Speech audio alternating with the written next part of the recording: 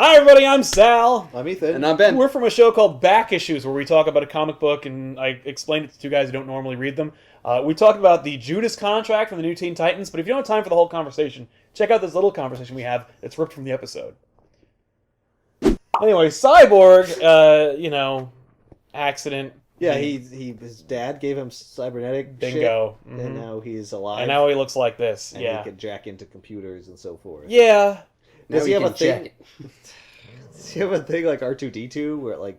Oh no, he has like a universal. No.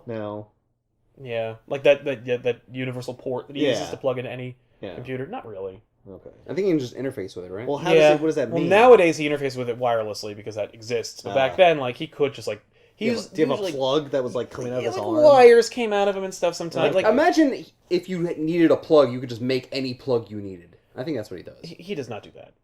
What does he do? He just he has wires and shit that plug into computers and crap. So he's just got one. He's got like. It's not like he's not like he's not like made of liquid metal where he can like morph into a universal adapter for Europe. Like he could just. So every time they come out with a new connection standard, he has to fuse a new connector into his phone. More or less, or they bypass that by connecting into the the system itself instead of the direct route. How often do they ask him to charge their cell phone? Well, all right, you got a computer terminal, right? Yeah. You want to plug into it, you don't have a USB drive, but you do have, all the wires necessary to connect to a computer, so you just go through the back and connect to the, circuitry itself instead of connecting through the USB. You just use, the pinouts, you connect to the actual little wires. Mm-hmm.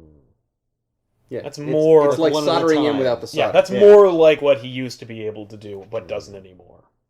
Don't worry, he doesn't do any of that in this book. Oh, okay. So that's a little taste of what the whole show is like. If you have time to watch the whole thing, click the card above Ben's head, and we'll see you there. So thanks a lot for watching. Click it.